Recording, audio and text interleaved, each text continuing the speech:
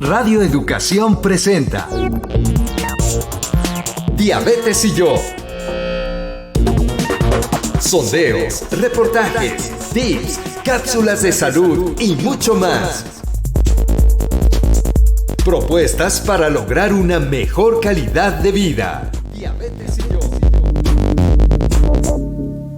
Resistencia a la insulina y diabetes.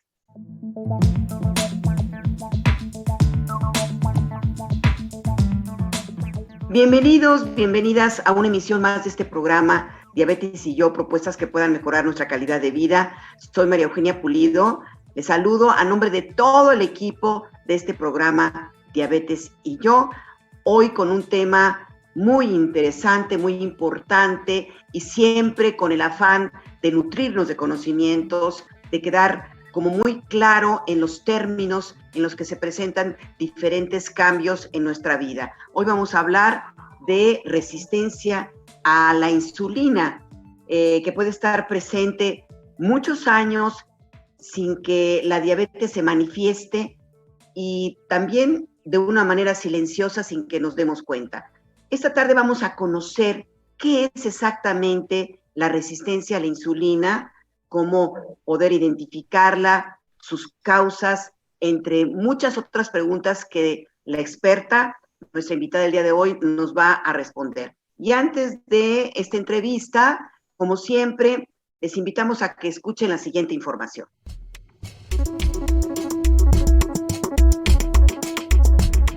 De manera natural, el intestino de los humanos produce unas hormonas llamadas incretinas.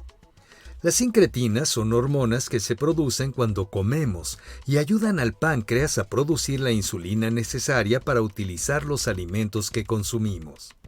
La ciencia ha logrado producir medicamentos que imitan la acción de las hormonas incretinas. Se conocen por varios nombres, como análogos del GLP-1 o agonistas de receptor de GLP-1.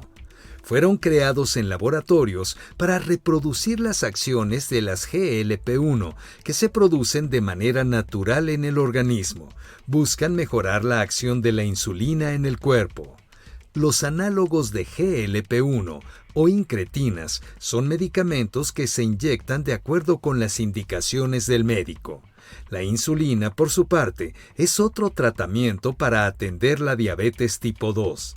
Las insulinas actuales se producen en laboratorio y tratan de imitar la acción natural de la insulina, que es provocar que el organismo utilice los alimentos que consumimos para darnos energía. Actualmente, todas las insulinas disponibles en el mercado deben inyectarse en el tejido subcutáneo de la piel, es decir, justo debajo de la primera capa. Quédese con nosotros para conocer más sobre las nuevas terapias para la atención de diabetes tipo 2. Acompáñenos en esta emisión.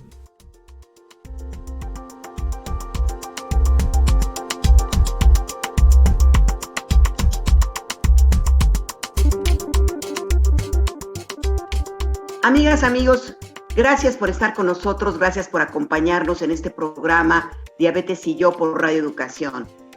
Como ustedes escucharon, el tema el día de hoy es resistencia a la insulina.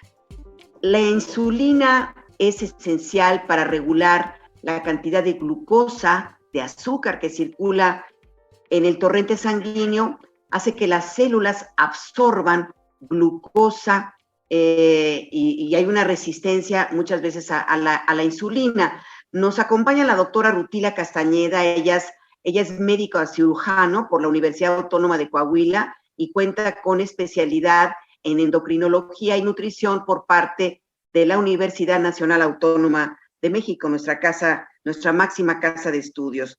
Y pues sí, decíamos, la resistencia también a la hormona insulina que genera un aumento de azúcar en la sangre.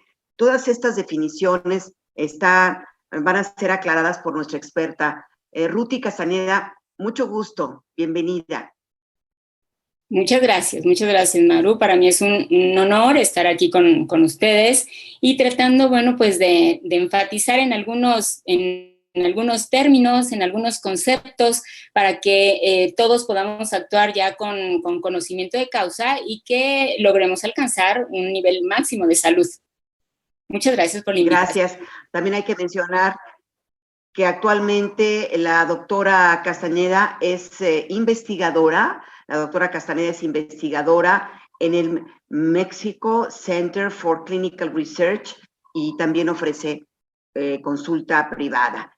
Doctora, para iniciar, ¿cómo se define? ¿Qué es la resistencia a la insulina y por qué tenemos que estar muy pendientes en su control? Por favor, doctora.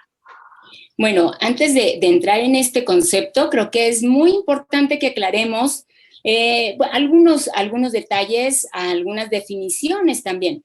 Para nadie es un secreto que nosotros estamos vivos y funcionantes porque nuestra moneda de energía, lo que nos da elementos para mantenernos activos, es la glucosa, el azúcar en la sangre. Y justamente es tan importante el azúcar que todo lo que nosotros comemos finalmente en nuestro cuerpo, así sea carne, aguacate, verduras, todo lo que nosotros comemos se convierte en azúcar en nuestro cuerpo para darnos vida. Exactamente es el azúcar la que puede penetrar a todos nuestros órganos, aparatos y sistemas, al cerebro para hacernos pensar, ver, sentir cariño por los demás, movernos. Necesita azúcar. Nuestro corazón para trabajar, los riñones para desintoxicarnos, lo mismo el hígado. Bueno, todos nuestros órganos, los músculos, incluso necesitan azúcar para trabajar. Es básico entonces que todos mantengamos un abastecimiento continuo de alimento para que tengamos la energía suficiente. Bueno, pero este azúcar, siempre que nosotros comemos, nuestros niveles de azúcar se incrementan en nuestra sangre. Pero este azúcar tiene que repartirse a todos nuestros órganos porque en la sangre no nos serviría de nada. Bueno, pues este azúcar no puede traspasar las paredes de nuestros órganos como si fuera el hombre invisible, pero todos nuestros órganos tienen una puerta que puede ser abierta para que nuestro azúcar pase y entonces tengamos la energía suficiente. También el exceso de esta energía se acumula en ciertos tejidos para la época en la cual no podemos comer, como los ayunos prolongados, y entonces también tenemos que guardar los excesos y los guardamos especialmente en el hígado, en el tejido grasoso y también en nuestros músculos. Bueno, pues dijimos que el azúcar no puede traspasar las barreras y entonces la naturaleza nos puso también una llave para que pudiera abrir estas puertas en todos nuestros órganos y esa llave se llama insulina. La insulina entonces es tan importante como el azúcar. Justamente por eso la naturaleza nos puso también una fábrica de llaves de insulina para poder tener un abastecimiento continuo y constante porque nuestros alimentos así son, nos estamos alimentando continuamente. Y la insulina, entonces, en forma de llaves, se producen por nuestro páncreas. Esa es la cerrajería que produce la insulina. Cuando nosotros comemos, comemos un caldito de pollo con verduras, una tortilla, bueno, pues sucede que nuestros niveles de azúcar se elevan y le decimos al páncreas, mándame unas 5, 10 llavecitas de insulina para que yo pueda repartir todo este azúcar. El páncreas actúa perfectamente a oferta, demanda y nos manda 5, 10 llavecitas de insulina perfectamente bien hechas, con todos sus dientecitos, un hoyito para colgarse, puliditas, y cada una de estas llaves abre la puerta del cerebro, del corazón, de los riñones, de los pulmones, y entonces el azúcar puede ser distribuida perfectamente bien en todo nuestro cuerpo. Pero cuando nosotros empezamos a pedirle mayor cantidad de llaves de insulina en nuestro páncreas porque comimos tacos, tamales, tlacoyos, enchiladas, chilaquiles, sopecitos, refrescos embotellados, fruta en grandes cantidades, jugos en grandes cantidades. Sucede que entonces el páncreas está trabajando hasta que llega un momento que dice, mira, ya no sé qué quieras, cantidad o calidad, y ya las llaves que nos manda ya no están bien hechas. Ya son tantas las que le estamos pidiendo que ya no tienen sus dientecitos, ya ni le pone el hoyito para colgarse. Y entonces estas llaves que no tienen la calidad suficiente llegan a las puertecitas y ya no pueden ser capaces de abrir esas puertas para que el azúcar se pueda repartir. A esto es exactamente a lo que todos reconocemos como que hay una resistencia para que actúe la insulina. Y entonces ya el azúcar no se puede repartir en todo nuestro cuerpo y sus niveles empiezan a aumentar en nuestra sangre. Entonces, casi siempre la resistencia a la acción de la insulina viene aparejada también con un mal aprovechamiento de la glucosa. Y esos niveles de glucosa en nuestra sangre pueden empezar a aumentar en forma progresiva. Tanto que ya no se pueden mantener los niveles normales, que son, todos lo reconocemos, entre 70 y 100 miligramos de azúcar en nuestra sangre para que estemos perfectamente normales. Pero si el azúcar no se puede repartir, entonces el azúcar empieza a aumentar. Si nuestros niveles de azúcar están entre 101 y 125 miligramos en nuestra sangre, entonces sobreviene una condición que todos reconocemos como prediabetes. ¿Hay prediabetes o no hay prediabetes? Hay prediabetes, Maru, y tanto la resistencia a la acción de la insulina como la prediabetes son momentos importantísimos en nuestra vida porque hasta ahí todo puede volver otra vez a mejorar. Doctora, si estamos entendiendo bien, la glucosa se tiene que repartir en todo el cuerpo, pero cuando hay resistencia de la glucosa, la resistencia a la insulina, quiere decir que se queda en la sangre y no se reparte, no entra a las células. ¿Correcto? Se queda en la sangre. Correcto. Pero pero entonces esto nos acerca a la condición de la prediabetes. Pero no es lo mismo entonces resistencia a la insulina a prediabetes, para que nos quede claro y no nos confundamos. Claro, doctora. Es una línea de tiempo solamente, Maru. Nosotros podemos tener resistencia a la acción de nuestra insulina en forma adquirida, como vimos el ejemplo de estar comiendo tacos, tamales, tlacoyos y aumentar de peso. Cuando aumentamos de peso, Maru, hagamos de cuenta que la grasita va y todavía, si había dificultad para que nuestra insulina se produjera de una forma adecuada y que actuara también en una forma adecuada para repartir el azúcar, bueno, esto se complica si aumentamos de peso, porque hagamos de cuenta, una comparación simple, es la grasita va y todavía tapa todas las cerraduras de las puertecitas. Y todavía entonces nuestra insulina tiene mayor dificultad para actuar, tiene mayor resistencia para actuar. Entonces, cuando nosotros empezamos a disminuir esta carga importante de carbohidratos y bajamos de peso, hacemos ejercicio y también ayudamos a esta forma saludable de comer y empezamos a modificar nuestro peso, nuestra propia insulina puede empezar a trabajar mejor. Sin embargo, hasta aquí puede ser que todavía no hayamos tenido la consecuencia de empezar a elevar nuestros niveles de azúcar en la sangre.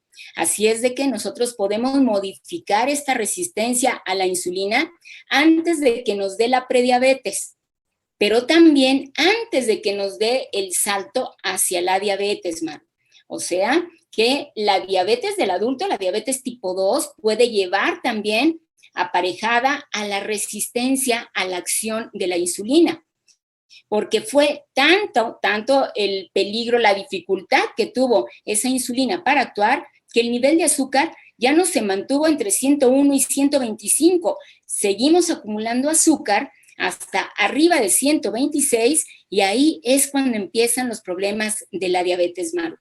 Así es de que, por eso dijimos, es una línea del tiempo, es cuestión nada más de meses, incluso de años. Y esto es muy importante porque en esta línea del tiempo, antes de llegar a la diabetes, todavía podemos modificar y podemos quitar ese riesgo de llegar a esta enfermedad que ya es incurable totalmente.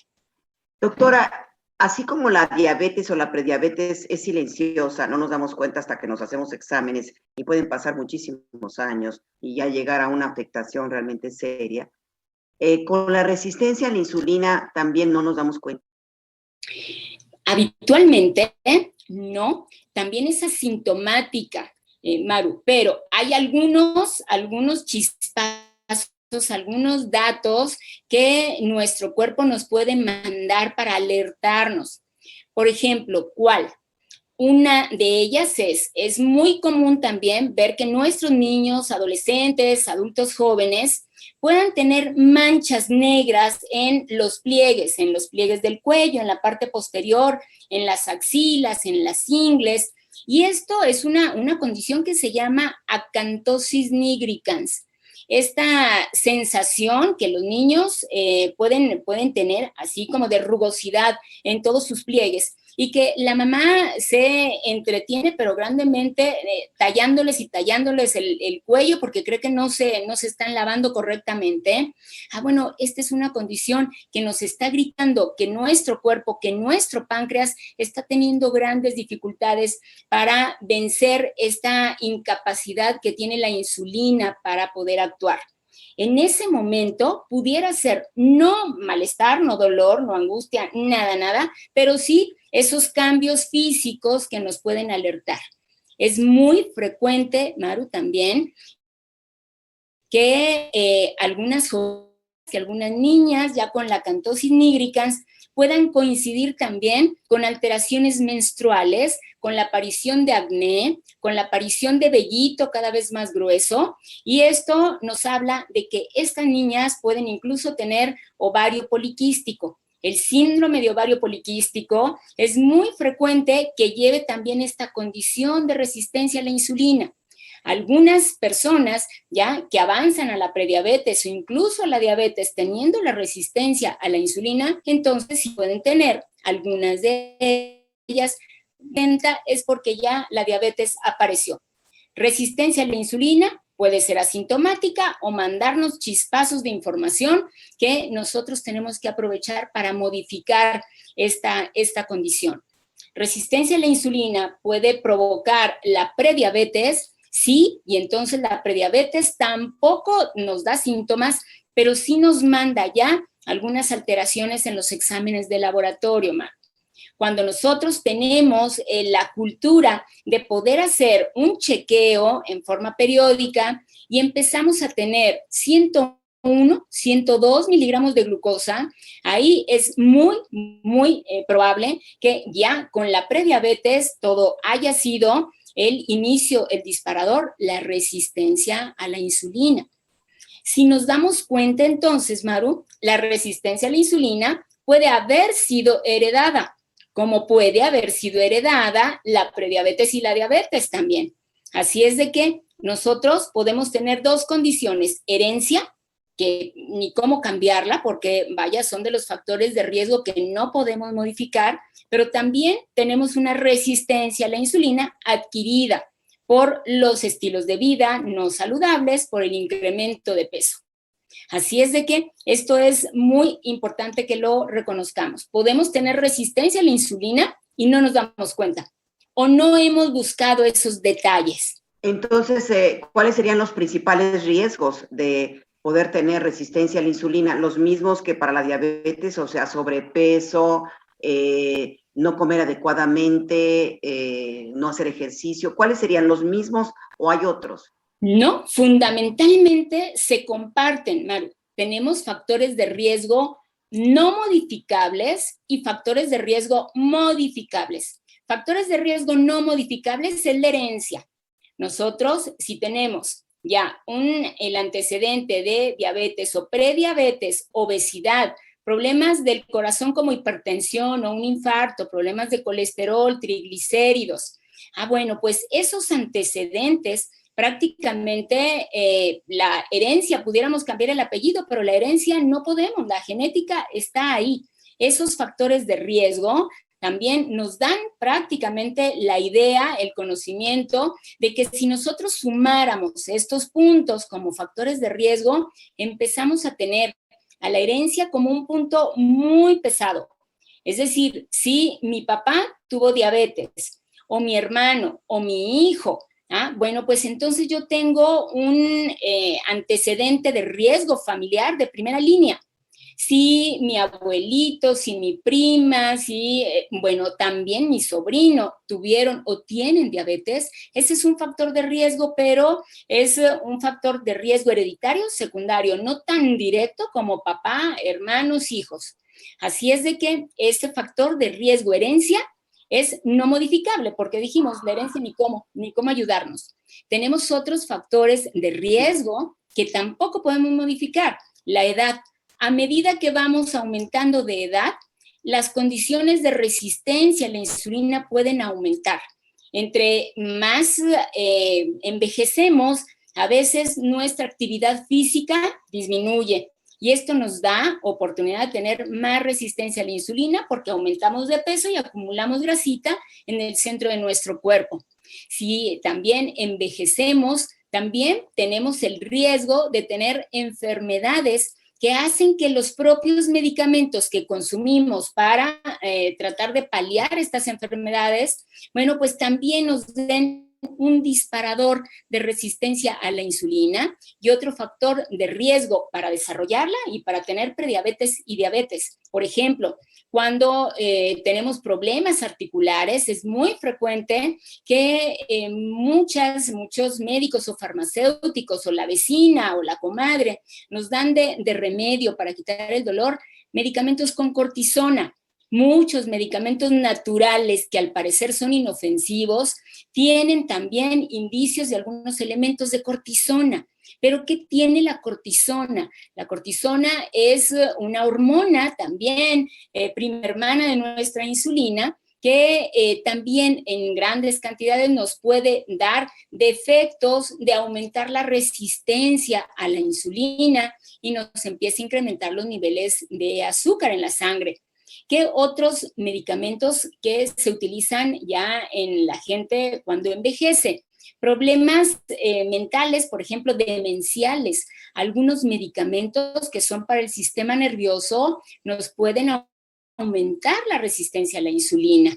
Así es de que por eso la edad tiene tanto que ver también como factor de riesgo. La edad, aunque nos la quitemos, ahí está en nuestro cuerpo y nos da el riesgo de tener esta línea del tiempo, resistencia a la insulina, prediabetes o diabetes. Y tenemos otros factores de riesgo, por ejemplo, el género.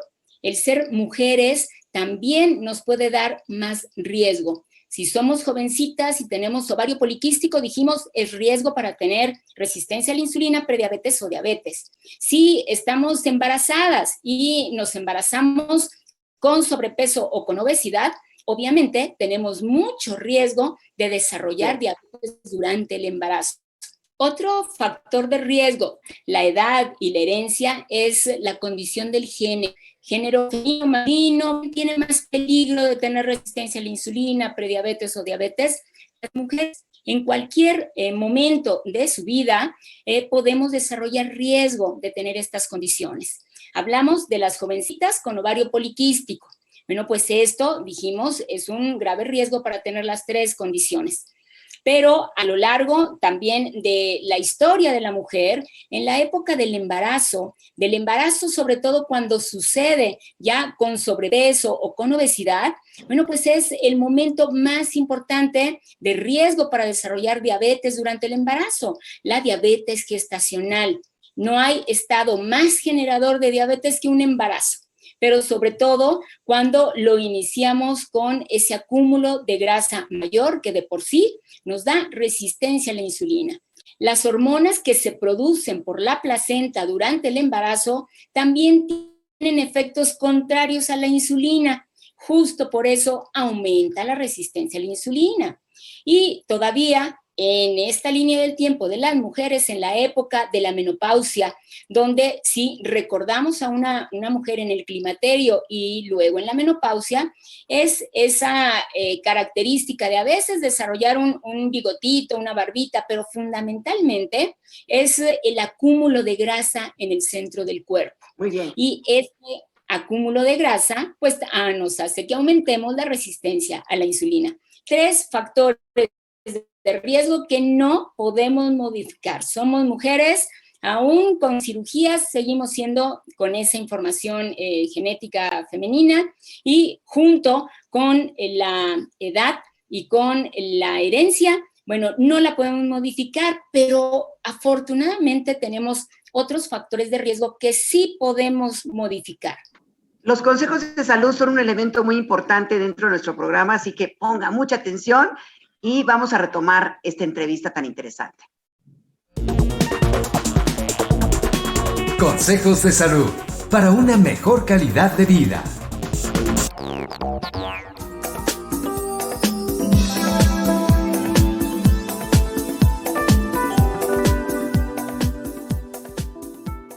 Hola, ¿cómo estás? Mi nombre es Mónica Hurtado, la nutrióloga de Quiero Saber Salud, y el día de hoy quiero platicarte sobre el consumo de fibra. ¿Por qué es tan importante en nuestra dieta? ¿Por qué todos los profesionales de la salud estamos empecinados en decirte incrementa el consumo de fibra, incluye en tu alimentación más verduras, más frutas con cáscara, incluye granos enteros en los panes, en las galletas, si se puede las pastas integrales o si se puede también el arroz integral? Bueno, pues mira, hay que buscar alimentos que nos aporten buena cantidad de fibra e irlos distribuyendo en nuestra dieta diaria.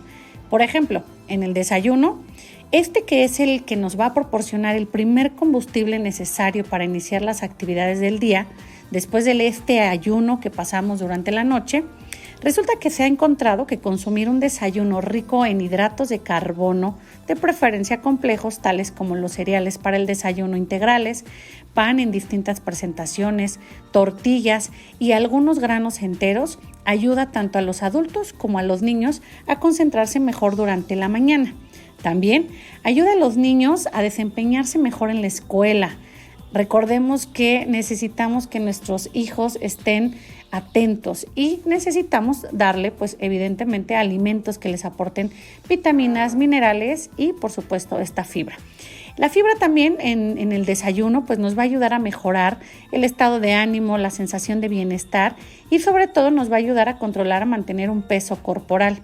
Mi recomendación es que incluyamos fruta fresca con cáscara de preferencia, picado, un poquito de nueces o algunas semillas más.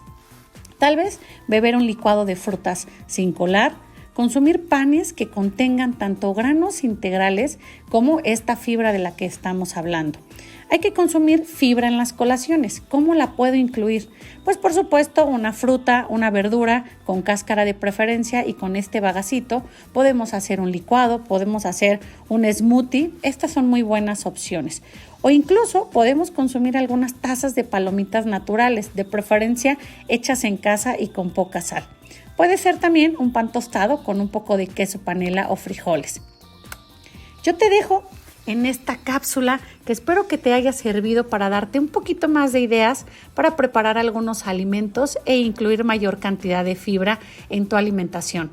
Recuerda que necesitamos consumir al menos 30 gramos de fibra las personas adultas y los niños entre 20 y 25 gramos de fibra. ¿Dónde la puedes encontrar?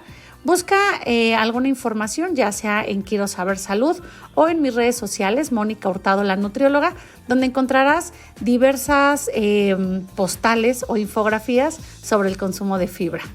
Cuídate mucho, nos escuchamos en la siguiente cápsula.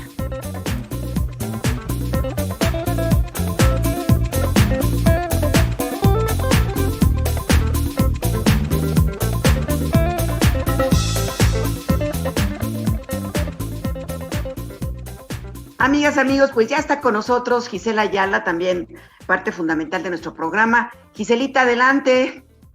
Maru, muchísimas gracias en esta interesante entrevista sobre resistencia a la insulina, que esta tarde estamos de plácemes con la doctora Rutila Castañeda, y pues justo estaba yo escuchando lo que la doctora ya nos hablaba, y como bien dices, de pronto, parecería que ya lo sabemos todo en torno a resistencia a la insulina, prediabetes, pero qué importante los factores de riesgo, y la doctora nos hablaba de los que no podemos modificar, como ser mujeres, la edad, pero hay tantas cosas que sí podemos hacer, ¿verdad, doctora?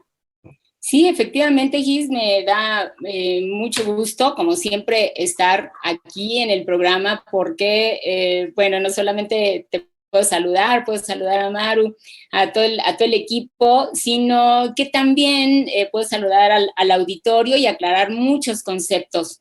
Y pues sí, efectivamente vimos, bueno, repasamos un poquito esos factores de riesgo que lamentablemente pues no podemos hacer nada por ellos, dijimos ni cómo ayudarnos. Pero tenemos afortunadamente otros factores de riesgo que sí son modificables, que vamos sobre ellos, que trabajamos sobre ellos. Dentro de este ramillete de esos factores tenemos al sobrepeso y la obesidad. Evidentemente nosotros podemos modificarlo cuando también a su vez modificamos nuestros estilos de vida. El comer en una forma más saludable, el hacer ejercicio, nos va a ayudar finalmente incluso a que nuestra propia insulina, por el solo hecho de hacer ejercicio y comer menor cantidad de grasas animales y de gran cantidad de carbohidratos, tan solo por modificar la composición de nuestra alimentación, la resistencia a la insulina disminuye. Y justamente entonces el bajar de peso y tratar de modificar nuestros estilos de vida y lograr hacerlo nos va a ayudar muchísimo, no solo para disminuir el riesgo de la resistencia a la insulina, de la prediabetes y de la diabetes. Y el punto más importante también es el que podemos contar con medicamentos que también nos ayudan a facilitar el efecto de nuestra insulina. No, quizás no todos los pacientes lo requieran, pero en su gran mayoría sí damos medicamentos que les llamamos así, globalmente sensibilizadores a la insulina. Eso quiere decir facilitadores de la acción de la insulina. Y muchos de nosotros incluso la conocemos, se ha vuelto tan familiar, muy familiar, es la metformina. Y la metformina nos ayuda muchísimo como la parte básica, esencial del tratamiento para la diabetes. Es más, es la piedra angular, es la base del tratamiento para la diabetes, porque nosotros podemos conjuntar los medicamentos más novedosos junto con la metformina y entonces el efecto, es más, se duplica, se triplica, se cuadriplica. Es muy importante la metformina porque también, curiosamente, nos ayuda a mejorar también y tratar de modificar el riesgo de la prediabetes e incluso de la resistencia a la insulina. Es incluso también, valga el juego de palabras, también nos ayuda con las niñas con ovario poliquístico. Empieza a echar a funcionar el trabajo del ovario y las niñas empiezan a menstruar, empiezan a disminuir también la aparición de las lesiones de acné y todo esto se lo debemos a la metformina. Pero también dijimos que la resistencia biológica a la acción de la insulina también la pueden estar presentando ahorita nuestros niños, nuestros adolescentes o incluso nuestros abuelitos, nuestros adultos mayores. Y sucede que la metformina es un encanto, buenísima por sus efectos antidiabetes, infartos, tiene tantos y tantos efectos bondadosos. Sin embargo, la pastilla, el tamaño de la pastillita, para muchas personas se les vuelve un poquito pesado empezar a continuar el tratamiento. Y bueno, en nuestro país, tú sabes, Gis, que somos uno de los países que tenemos afortunadamente metformina en solución, a la metformina en jarabito, que incluso nos permite facilitar el tratamiento con medicamento y lo podemos incluso administrar en los niños y en nuestros pacientes ancianos que no pueden deglutir, que no pueden tragar una pastilla, pues también la metformina en solución nos ayuda muchísimo y ahí, bueno, pues estas casas farmacéuticas que siempre están a la vanguardia, sobre todo las líderes en el tratamiento de diabetes como Silanes, tú lo sabes, que es pionera justamente en la metformina en solución en nuestro país.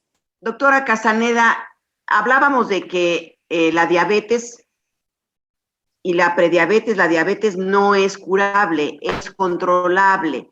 en el caso de la resistencia a la insulina, ¿sí se puede curar si se atiende a su debido tiempo? Qué buena pregunta, Maru, porque es muy conveniente aclarar que la diabetes es total y absolutamente incurable en cualquiera de sus presentaciones, pero la resistencia a la insulina y la prediabetes no, ese sí es reversible, son condiciones que son perfectamente reversibles. Y eso es lo bueno y lo optimista de estos mensajes, que si los tratamos a tiempo, si no dejamos que llegue a la diabetes, es perfectamente controlable. Hay muchas personas que una vez que ya los niveles de glucosa están otra vez en 75, 80, creen que ya lo hicieron y que ya se blindaron y que ya no va a volver a pasar. No, la modificación de los estilos de vida, de los que hablamos hace un momento, tienen que ser para siempre, Mar. Porque esto, fundamentalmente, la alimentación, el ejercicio, el mantener nuestro peso, es lo que nos permite decir que entre 8 y 9 de cada 10 casos con prediabetes y con resistencia a la insulina pueden evitar la progresión hacia diabetes. O sea, esto es muy importante. Sin embargo, ¿qué sucede cuando volvemos otra vez a las andadas? ¿Qué sucede cuando volvemos otra vez a comer igual y a mantenernos en la vida sedentaria? Bueno, pues aumentamos de peso nuevamente en los famosos rebotes que tienen los pacientes y puede volver otra vez a presentarse la misma condición y finalmente debutar con diabetes. Con diabetes ya no se los quitamos ni aunque nos vayamos a Chalma de rodillas toda la familia, pero la resistencia a la insulina y la prediabetes sí podemos modificarla, Maru. Y justo en la misma línea de lo que pregunta Maru, doctora Ruti, a partir de que se tiene resistencia a la insulina, porque es muy importante hablar de que el tema de hoy es como una oportunidad para encontrar el momento antes de tener diabetes tipo 2 y vale mucho la pena aprovechar la oportunidad. Pero ¿qué pasa cuando ya nos diagnostican resistencia a la insulina o prediabetes? ¿Cuánto tiempo, sé que no es una ciencia exacta, pero cuánto tiempo pasa de que me diagnostican resistencia a la insulina y voy a desarrollar diabetes tipo? Esto puede ser una condición, Gis. Por ejemplo, si hay resistencia a la insulina o prediabetes, o aparejada nuevamente con la diabetes o dando el disparo hacia la prediabetes, es una condición que puede presentarse entre 8 y 10 años antes. Así es de que nos da perfectamente tiempo para poder modificar nuestra historia.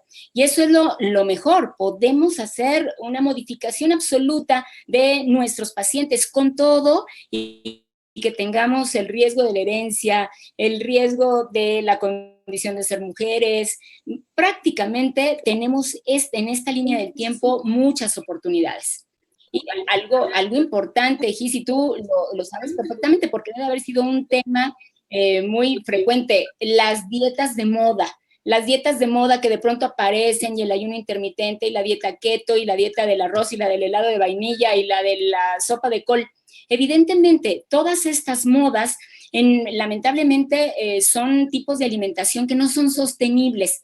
Lo que nosotros siempre queremos es que estos cambios en el estilo de vida sean para siempre y que sean familiares, Gis, porque no tenemos que recordar muchísimo y no podemos olvidar que estas condiciones son familiares. Dijimos que la herencia está ahí y que todos los integrantes de la familia tienen riesgo. Así es de que esto es súper importante. Algo que a mí me gustaría en este momento, Gis, es recordarles a todos nuestros radioescuchas que hay iniciativas que también estas casas farmacéuticas líderes en el tratamiento de diabetes han desarrollado iniciativas importantes para que nuestros pacientes, sus familiares y sus cuidadores puedan obtener esas herramientas importantes de modificación de estilos de vida hacia un estilo de vida más saludable. Y es una iniciativa, por ejemplo, es Intégrate México, y en la página de intégratemexico.com.mx todos nuestros radioescuchas, todos nuestros pacientes y sus cuidadores y sus familiares pueden encontrar estas sugerencias, estos tips, para que podamos no solamente iniciar estos estilos de vida saludables, sino los detalles de cómo hacerlos permanentes en nuestra vida. Doctora Ruti Castaneda, ¿nos haría un favor de repetir la página, por favor? Sí, claro que sí. La página es integratemexico.com.mx, Mar. Muy bien, muchas gracias. Pues, amigas, amigos, muy interesante tema. Yo creo que está perfectamente bien explicado, Gisela, por parte de la doctora. Pero, ¿qué les parece? A veces escuchamos una serie de términos que luego no los entendemos. En este programa no nos está pasando mucho más en otros, pero vamos a un glosario. Siempre nos gusta explicar los términos médicos. Y ahorita regresamos, Gisela, doctora. Glosario, para conocer los términos médicos.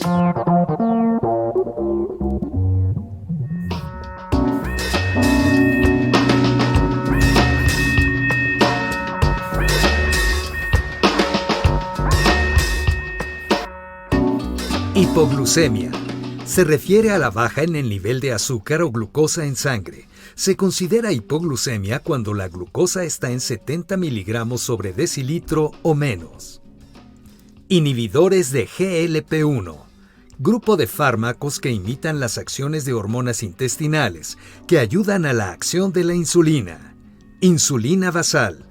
Se refiere a la insulina que se produce en reposo o en ayunas, sin presencia de alimentos. Fisiológicas. Se refiere a todo lo que está relacionado con el funcionamiento biológico de los seres vivos. Análogos de insulina. Insulinas diseñadas para imitar la acción natural de la hormona producida en el páncreas. Riesgo cardiovascular. Probabilidad de un individuo de sufrir una de estas enfermedades dentro de un determinado plazo de tiempo. Liraglútida. Medicamento inyectable que estimula la secreción de insulina, por lo que disminuye los niveles de azúcar en la sangre. Hemoglobina glicada o glucosilada. Análisis de sangre que se utiliza para supervisar la eficiencia del tratamiento para la diabetes. Indica el promedio del nivel de azúcar o glucosa en sangre en los últimos 3 meses.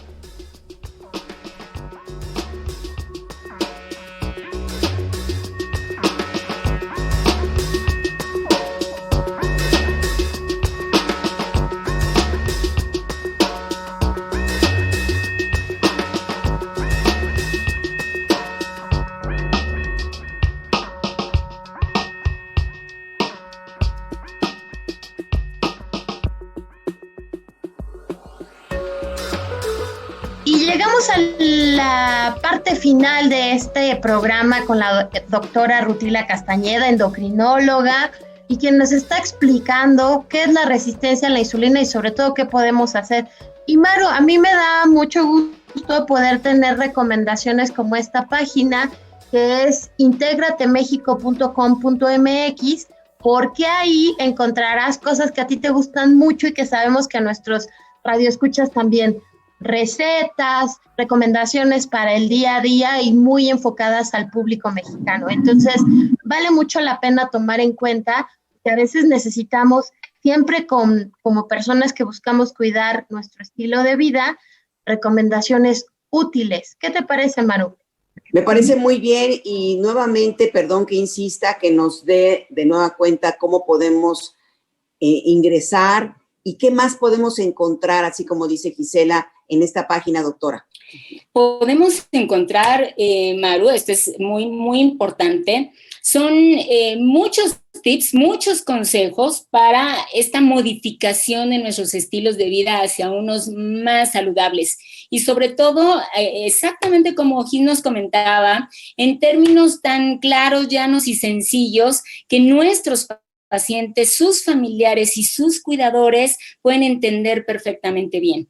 Entonces, cuánto ejercicio tenemos que hacer, si somos iniciados en la actividad física, intermedios, avanzados, cuál es un modelo de alimentación saludable. Pero lo que es más trascendente es que no es un modelo de una página americana o europea que se traduce para nuestra población, sino ha sido una página perfectamente creada para nuestra población mexicana. O sea, no está traducida, está ubicada en nuestro país, con nuestras costumbres, usos y costumbres de nuestra población mexicana prácticamente. Muy bien, doctora. Y yo para concluir me gustaría que le dijera a las personas que viven con esta resistencia a la insulina que mejorando el estilo de vida pues pueden mejorar, ya usted lo dijo, pero ¿qué más les puede recomendar a las personas jóvenes, a veces no necesariamente personas adultas, sino jóvenes que tienen esta condición, doctora? Claro que sí, yo creo que de los mensajes para llevar a casa, me gustaría recalcar. La resistencia a la insulina es una condición que nos puede llevar hacia la prediabetes y a la diabetes misma. Dijimos, la diabetes es una enfermedad incurable, pero que nos permite, de acuerdo a la línea del tiempo, hacer la modificación, hacer el tratamiento de la resistencia a la insulina para la prevención.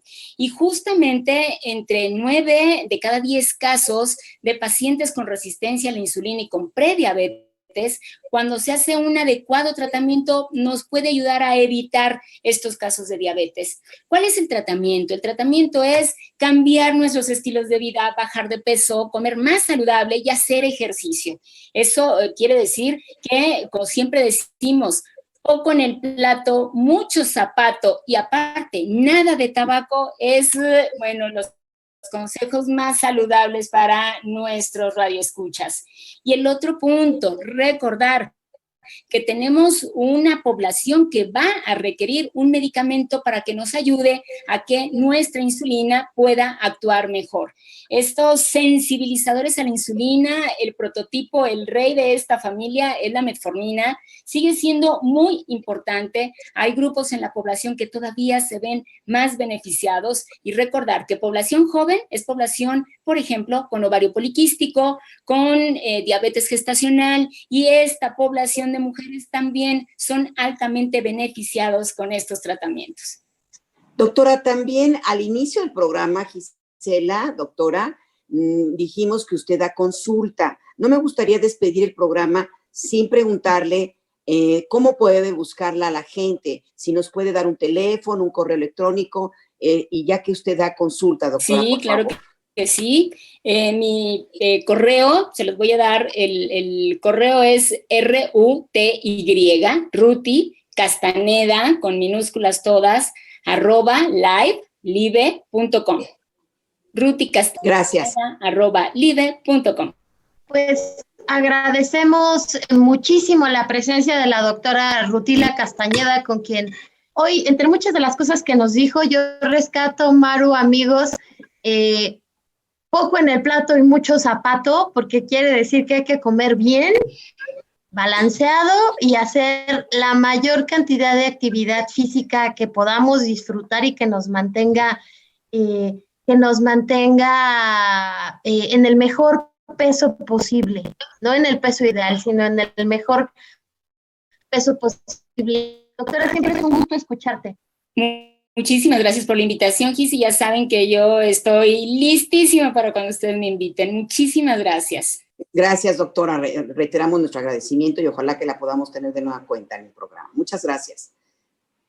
Y bueno, queremos agradecer ya también este programa el día de hoy se ha terminado. Queremos agradecer también a toda nuestra querida audiencia que siempre se enlaza con nosotros todos los viernes en punto de las 12 del día con un tema de interés para todas las personas que viven con esta condición de la diabetes o que no, simplemente que quieren tener una mejor salud. Agradecemos su atención, todo el equipo en este programa, Mario Ledesma, Oscar Guerra, Nacho Casas, Brisa Sánchez, Gisela Ayala y María Eugenia Polino. Muchas gracias por su atención. Radio Educación presentó Diabetes y yo. Sondeos, reportajes, tips, cápsulas de salud y mucho más. Propuestas para lograr una mejor calidad de vida. Diabetes y yo.